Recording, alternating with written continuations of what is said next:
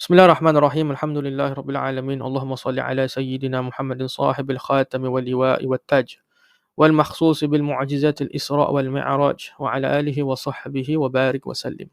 Jadi untuk bahagian 3 ni part 3 ni kita sambung pada perjalanan Isra' Nabi SAW yang penghujung lah sebelum kita masuk Mi'raj.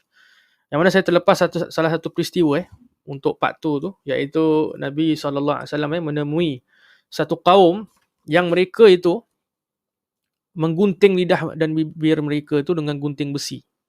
Kemudian lidah dan bibir mereka itu tumbuh semula. Kemudian digunting lagi lah. So it's like a loop lah kan. Continuously lah disiksa sedemikian rupa. Jadi Nabi SAW bertanya kepada Malaikat Jibril, apakah ini wahai Jibril? Maka Malaikat Jibril menyatakan mereka itu adalah penyebar fitnah. Haula'i khutaba'ul fitnah, para pemidato umatmu, khutaba ummatika yaquluna ma la yaf'alun. Para pemidato, penceramah, speakers umatmu yang bercakap sesuatu yang mereka tidak laksanakan. Jadi itu balasannya. Mereka menggunting lidah dan bibir mereka dengan gunting besi. They cut their tongues and lips with the metal scissors. Pula tu dalam keadaan loop pula tu kan, continuous, grow back, potong lagi. Macam itu je lah.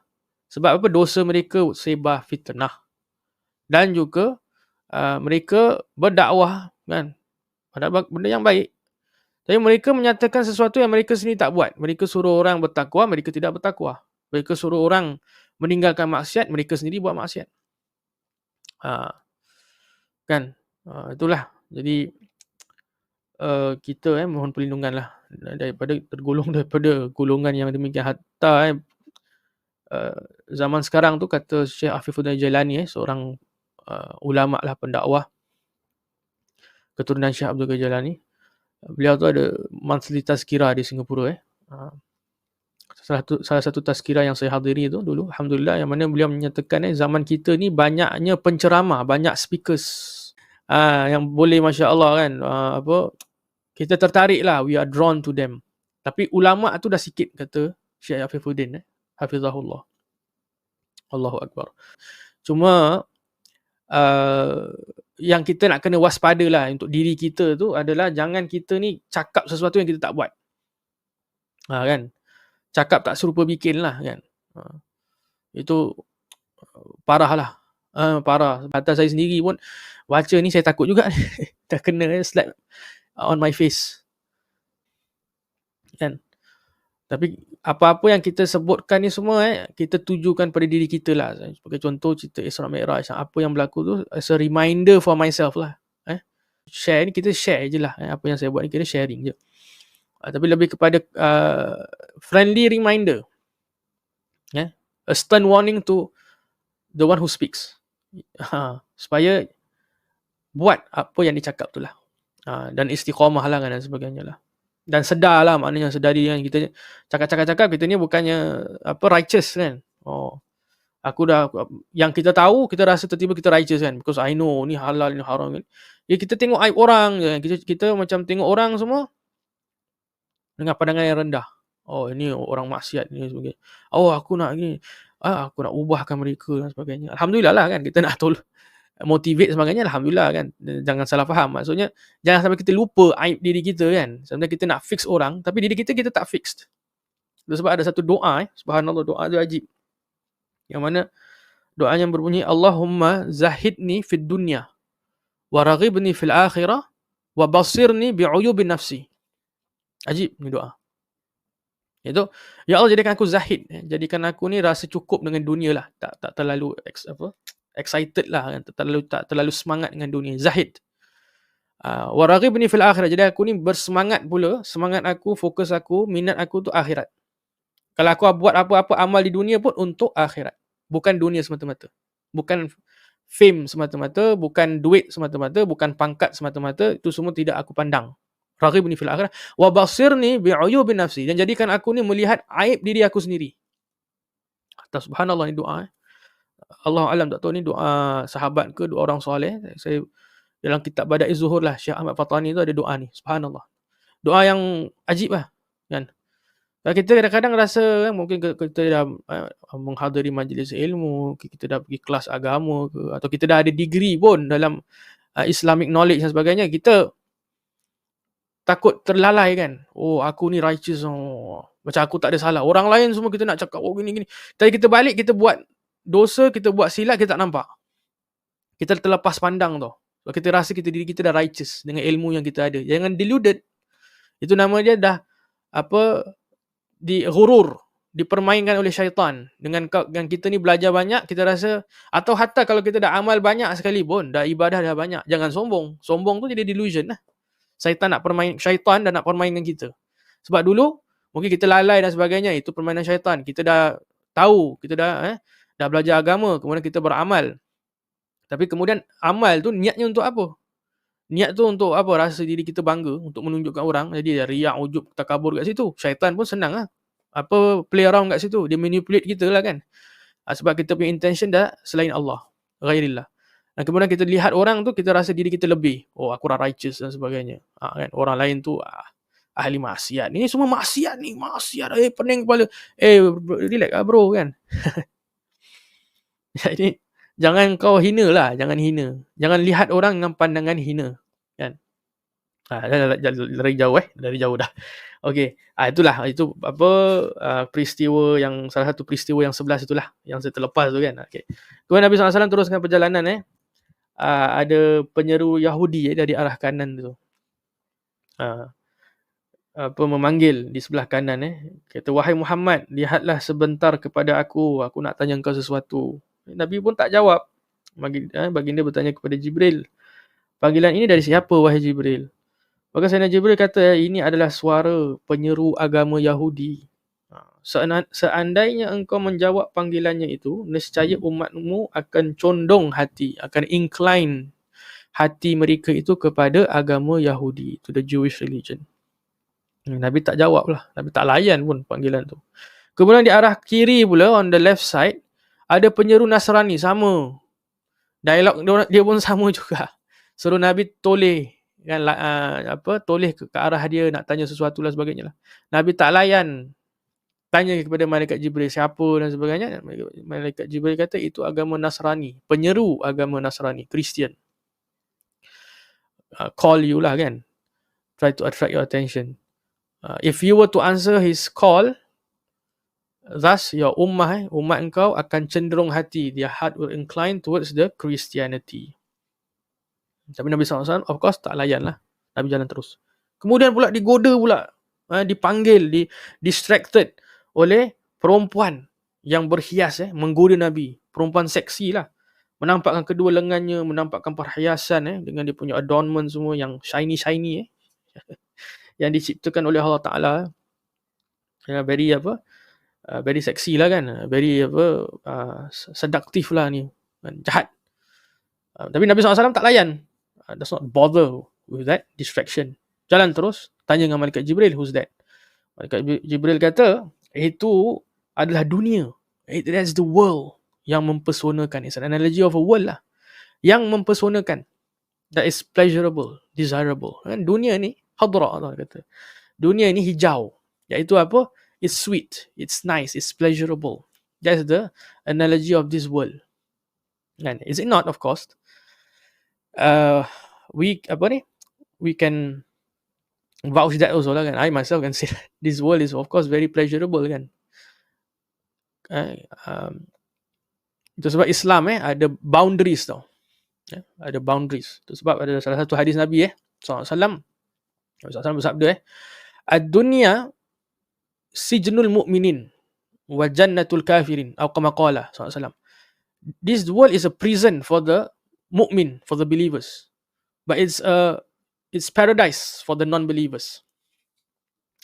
Sebab apa? Islam ni ada boundaries yang kita kena make sure kita tak go against, tak go over the boundaries. The reason why these boundaries is to keep us at bay, to keep us kata orang tu terjaga, terpimpin lah, supaya kita tidak swayed, tak deluded. So nafsu kita ni, kita punya cranial desire, primordial desire kita, nafsu ni, dia suka kepada benda-benda yang yang ni lah, yang dunia ni seduce kan, dengan benda-benda yang tak baik, benda-benda yang tak ada manfaat, benda-benda kan, ni semualah yang apa-apa dunia offers, nafsu kita suka. Jadi sebab ada boundaries kan, tak boleh buat ni kan, boleh buat ni. Jadi supaya kita ni lebih terdorong kepada apa yang Allah Ta'ala redha, apa yang Nabi SAW redha dan sebagainya lah. Jadi itu sebab dia diibaratkan sebagai penjara. Sebab kita ni banyak benda kita tak boleh buat kan. Sebagai orang mukmin, ada halal haram kan. Oh, ini haram, tak boleh gini, tak boleh gitu, tak boleh gini. Yang halal begini, gini, yang taat gini. Yang taat tu lah kita rasa berat kan. Alamak, nak kena buat ni, nak kena istiqamah, nak kena ada sabar. Nak kena sabar. Nak tinggalkan maksiat pun nak kena ada sabar. Jadi itulah. Kita ni kena sabar dengan godaan dunia lah. Tapi jangan kita salah faham, maksudnya jangan kita buang dunia terus kan. Oh, tak boleh ada dunia. Aku nak tak nak dunia lagi lah kan. Nak buang dunia terus lah. Macam mana nak buang kan? Kalau kita kerja pun bahagian dunia, kita ibadah pun dekat dunia kan. Resources semua yang kita nak buat kebaikan, amal jariah, amal kebajikan pun kita ambil daripada dunia, dia punya resources kan. Allah Ta'ala dah berikan. Jadi kita gunakan untuk akhirat kita lah. Itu sebab doa tadi tu kan, yang Allahumma zahidni fid dunya wa raghibni fil akhirah. Jadikan dunia ni kita zahid. Kita rasa contented, sufficient dengan apa yang memadai lah. Kira kan untuk kita ni gunakan untuk akhirat kita. Dan jadikan kita punya minat ni akhirat. Jadi kalau kita kerja untuk akhirat, kita kahwin untuk akhirat, untuk cari pahala, cari dan sebagainya lah. Gitu. Yang kita boleh misalkan, contohkan dengan hal-hal yang lain lah. Jadi kat situ balik kepada niat jugalah kan, niat. Seterusnya ada lelaki tua panggil Nabi. Jadi dia panggil Nabi, kesinilah sebentar wahai Muhammad. Maka Jibril memerintahkan Rasulullah, teruskan berjalan. Jangan pedulikan dia wahai Muhammad. Baginda pun bertanya, siapa lelaki tua itu wahai Jibril? Dia kata Zainal Jibril, inilah musuh Allah. Inilah musuh Allah, the enemies of Allah. Iblis. Itu iblis punya lelaki tua tu. Si tua ni iblis punya. Iblis yang terkutuk, al-la'in, yang ingin mempengaruhimu. Dia nak influence kau agar condong hatimu kepadanya. Kemudian Nabi SAW terus perjalanan. Lagi ada perempuan tua pula kali ni nak goda. Macam banyak sangat hindrance, banyak sangat kan, nak menggoda Nabi, nak distract Rasulullah SAW dalam perjalanan Isra' itu sendiri. Perempuan tua. Dia berada di pinggir jalan. Dia kata, wahai Muhammad, lihatlah sebentar pada aku nak tanya kau sesuatu. Baginda pun tak menoleh kepada perempuan itu, apatah lagi nak berbicara. Baginda tanya kepada Jibril, siapa itu? Maka malaikat Jibril kata, tidaklah tertinggal dari umur dunia ini. Itulah dunia, dia kata. That is also the world lah. Tidak lagi tertinggal dari umur dunia ini, melainkan seperti sisa umur pada perempuan yang tua ini. As an analogy that this world is old. Like that old woman that is calling you. This world is old. Hatta antara tanda-tanda kiamat kecil itu adalah perutusan Nabi SAW menjadi Rasul. Nabi kita SAW jadi Nabi itu adalah tanda kiamat kecil. Nah, kemudian fitnah kan, peperangan yang berlaku setelah baginda SAW wafat kan, di antara sahabat adalah cerita-ceritanya tu semua. Itu semua makin makin banyak lah tanda-tanda kiamat kecil tu sikit. Itu 1400 tahun tu. Zaman kita sekiri, zaman kita kini, our current times, maknanya dah makin dekat lah. And the signs of course dah banyak sangat obvious. So kita ni kan, dengan pengetahuan the information kita tahu bahawa this world is getting older by the year kan. So is approaching the end. So we have to change our view lah, our focus tu kan, akhirat lah. Dunia akan habis kan. Mungkin bukan zaman kita, zaman anak kita, mungkin bukan zaman anak cucu. Kita tak tahulah bila kan. But kiamat the end of time, it will happen. So and itu pasal kiamat pun ada juga ceritanya kan. Kata kalau kiamat itu berlaku kan, orang tak sempat nak tulis wasiat. Tak ada time nak buat apa-apa plan. When it happens kan, people are all like macam in a state of confusion. They cannot go back home, tell their family, they want to Apa-apa tak boleh. There's no preparation lah. Kira that's it, finish. And that's when ketika berlakunya hari kiamat itu. Jadi kita sekarang masih lagi sisa hidup kita. Ada kan, kita ada umur kita masih ada, kita gunakanlah untuk jalan kebaikan lah. Isti'dad li yaumir rahil. Salah satu daripada tanda orang tanda orang yang bertakwa, kata Sayyidina Ali, itu adalah bersiap sedia untuk hari kebangkitan lah. Sebab kalau kiamat itu tak berlaku besok pun, tapi ada satu kiamat yang pasti berlaku, iaitu kematian. Itu pun salah satu kiamat. Maksudnya kita dah mati kan. Mati maknanya kita putus dengan dunia. Kita dah masuk ke alam barzakh. Dan mati itu pun bila-bila je. Kita pun tak ada preparation pun. Kalau mati dah berlaku, besok kita mati contoh. Kita tak tahu pun kan. Kita ada information yang besok kita akan mati. Ada orang dapat tanda, ada orang tak ada tanda. Mati terkejut. Tak siap nak wasiat, tak siap nak apa, semua tak ada. Persiapan akhirat kita tu kira macam tak tahulah kan macam mana. Kalau orang alim ulama tu, orang-orang soleh, of course lah, mereka hari-hari itu mereka dengan ibadah, masya-Allah. Jadi kalau mati datang menjemput pun mereka kan somewhat prepared. Kita kan macam mana tu? Kan. Okey. Nabi pun sampai di Baitul Maqdis, kota suci ketiga umat Islam. Masuk ke dalam kota itu melalui pintu gerbang arah sebelah negeri Yaman. Baginda pun turun dari burak, lalu mengikat burak pada pintu Masjidil Aqsa, pada tempat khas yang pernah digunakan oleh para Nabi alaihissalatu wassalam. Satu riwayat tu, baginda bahawasanya malaikat Jibril membawa sebiji batu besar, lalu Jibril melubangi batu tersebut dengan tangannya dan mengikat burak pada lubang tersebut. Dan riwayat daripada Ka'ab al-Ahbar bahawasanya Sayyidina Jibril tu, kat sini sebut Ka'ab je lah, la'ala sawab, boleh jadi Ka'ab al-Ahbar lah, rahimahullah ta'ala, bahawasanya Jibril alaihissalam menyeru seluruh para malaikat, lalu turunlah para malaikat dari langit, dan Allah telah mengumpulkan seluruh para Nabi Rasul untuk bersama dengan baginda SAW. Maka Rasulullah SAW menunaikan sembahyang bersama para malaikat dan para Rasul. Setelah baginda selesai dari sembahyang, Jibril berkata, "Wahai Muhammad, tahukah kamu siapakah tadi orang yang sembahyang di belakangmu?" Baginda berkata, "Saya tidak tahu." Jibril berkata, "Mereka itu adalah para Nabi yang telah diutuskan oleh Allah Ta'ala." Atau satu riwayat tu juga menyatakan, sebelum Nabi jadi imam kepada semua para Nabi terdahulu yang berkumpul di Masjidil Aqsa.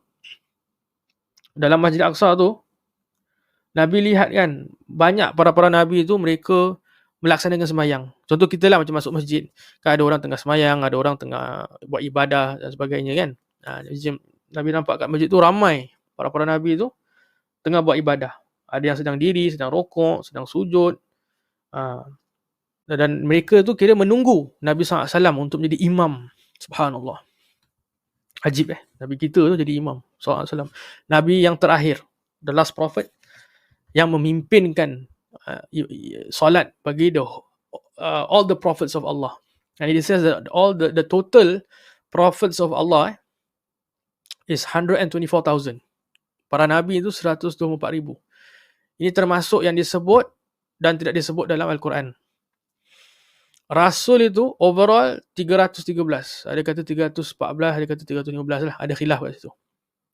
Total Yang disebut dalam Al-Quran 25. Yang ulul azmi, yang unggul lah, antara yang 25 itu adalah 5 orang.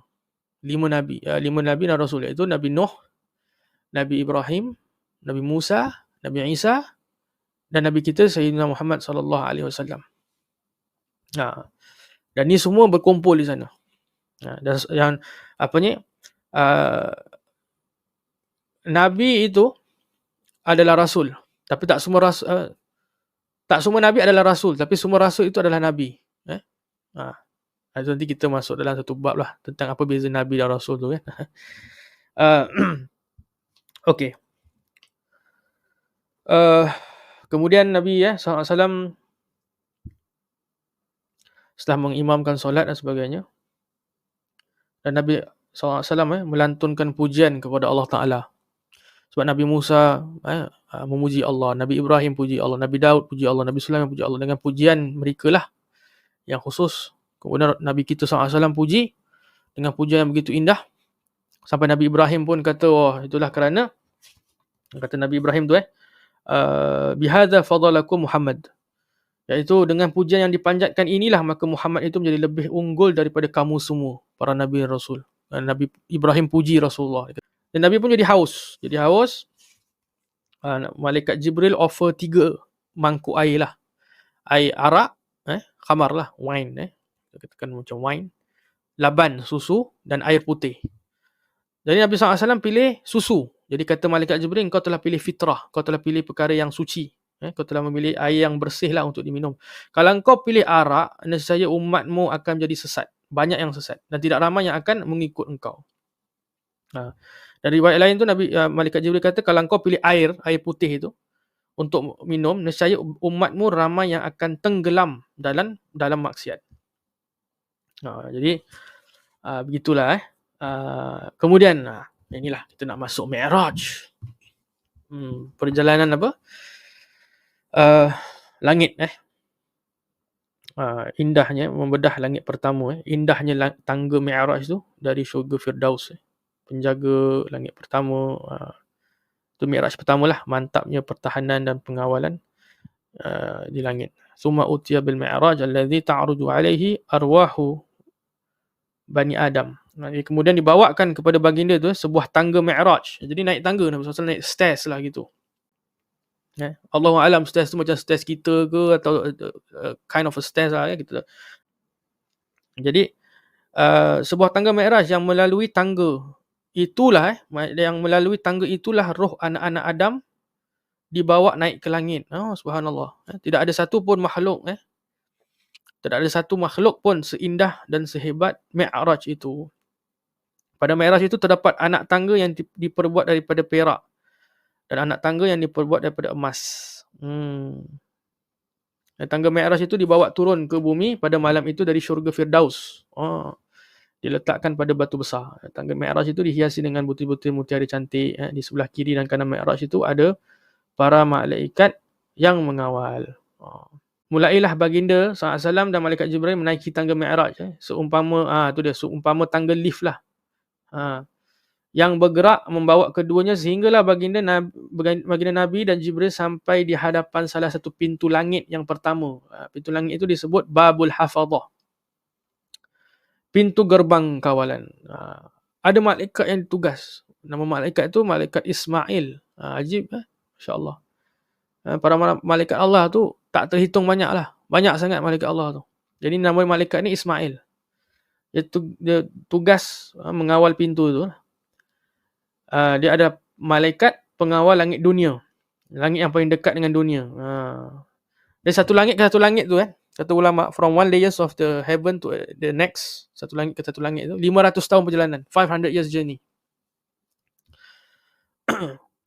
Ia mengawal di ruang udara, tidak pernah dia naik ke langit dan juga tidak pernah dia turun ke bumi. Jadi malaikat ni dia tak naik, tak pernah turun. Dia yang kat situ dia jaga itu pintu langit tu lah. Kecuali satu hari je ketika baginda SAW wafat, beliau turun. Tengok tu kehebatan Nabi SAW. Baginda wafat, baginda pass away, itu malaikat yang tak pernah turun ke bumi, tak pernah naik ke langit, jaga je kat situ, taat pada perintah Allah. Ketika baginda SAW wafat, beliau turun. Itu semua dengan perintah Allah lah, of course kan. Dan berada bersama dengan malaikat Ismail 70,000 malaikat. Dan bersama dengan tiap-tiap malaikat itu 70,000 bala tentera yang terdiri dari kalangan para malaikat. Ya Allah. Malaikat Allah tu banyak. Subhanallah. Jadi Sayyidina Jibril meminta izin lah agar dibuka pintu langit yang pertama. Lalu dikatakan kepada Jibril, siapa yang sedang minta izin? Jibril kata, saya adalah Jibril. Siapa dengan kau? Kata Jibril, aku dengan Muhammad. Bersama saya adalah Nabi Muhammad. Dia tanya pula, adakah ia diutuskan naik ke langit ini? Dalam riwayat lain tu, adakah ia diutus naik ke langit? Kata Jibril, ya. Lalu disambutlah baginda SAW dengan ucapan, selamat datang menjadi keluarga. Semoga Allah memuliakan Nabi sebagai saudara dan sebagai khalifah. Iaitu marhaban bihi ahlan hayahullahu min akhi wa min khalifatin fa ni'mal akhu wa ni'mal khalifatu wa ni'mal maji'u ja'ah. Dan malaikat penjaga langit itu membukakan pintu kepada Jibril dan Rasulullah SAW. Setelah baginda tu dan Jibril berada di langit pertama. Mereka bertemu dengan Nabi Adam, iaitu Abul Bashar kayhati yauma khalaqahullahu ta'ala ala suratih, iaitu bapa kepada segala manusia, the father of all mankind, dalam bentuk yang mana Allah menjadikannya. Maknanya cantik lah. Nanti kita pada kisah Nabi Adam yang last nanti saya cerita sikit tentang Nabi Adam ni. Ketika dia ni baru diciptakan dalam syurga, kulit dia lain tau. Nanti saya cerita lah. Kasih exciting sikit lah. Jadi Nabi Muhammad melihat Nabi Adam tu dalam bentuk gitulah. Bentuk yang pertama diciptakan, the best form. Yang betul-betul indah kira. Okey. Jadi diperlihatkan Nabi Adam tu, kepada Nabi Adam diperlihatkan roh-roh para nabi dan zuriatnya yang beriman. Nabi Adam berkata, roh yang baik dan jiwa yang baik, tempatkanlah mereka dalam syurga Aliyin. Kemudian diperlihatkan kepada Nabi Adam roh-roh yang zuriatnya yang kafir. Maka Nabi Adam berkata, roh yang jahat dan jiwa yang jahat, tempatkanlah mereka di dalam neraka Sijin. Dan Nabi Adam melihat sebelah kanannya satu kumpulan hitam, sekumpulan manusia yang ramai, dan melihat sebuah pintu yang mengeluarkan bau yang harum semerbak. Dan Nabi Adam melihat di sebelah kiri satu kumpulan hitam, banyak sekumpulan manusia ramai, dan melihat satu pintu yang terkeluar dari pintu itu bau yang busuk. Apabila Nabi Adam melihat sebelah kanan, ia ketawa. When Nabi Adam look at his right, he laugh, he smile. Apabila melihat di sebelah kiri, dia sedih, dia menangis. Jadi baginda Nabi SAW beri salam kepada Nabi Adam. Salam itu disambutkan dengan gembira. Nabi Adam sering mengucapkan, selamat datang buat anakku yang soleh, seorang Nabi yang soleh. Maka baginda tanya kepada Jibril, siapakah lelaki ini wahai Jibril? Jibril pun berkata, inilah bapakmu, Nabi Adam. Bapa kepada segala manusia lah kan. Sedangkan kumpulan hitam itu malaikat Jibril explain lah tentang asap yang hitam, asap yang kumpulan yang hitam, kumpulan yang putih kan yang tadi disebutkan tu. Dia kata yang kumpulan hitam tu adalah zuriat keturunannya. Kumpulan sebelah kanan adalah penghuni syurga, yang kiri pula ahli neraka. Maka apabila Nabi Adam pandang belah kanan, baginda ketawa gembira. Apabila pandang kiri, baginda menangis, sedih. Di pintu sebelah kanan adalah pintu syurga. Apabila melihat orang yang masuk ke dalam pintu syurga, maka baginda Adam ketawa gembira. Pintu sebelah kiri adalah pintu neraka Jahannam. Apabila Nabi Adam melihat orang memasukinya daripada zuriatnya, keturunannya, maka ia menangis dan sedih.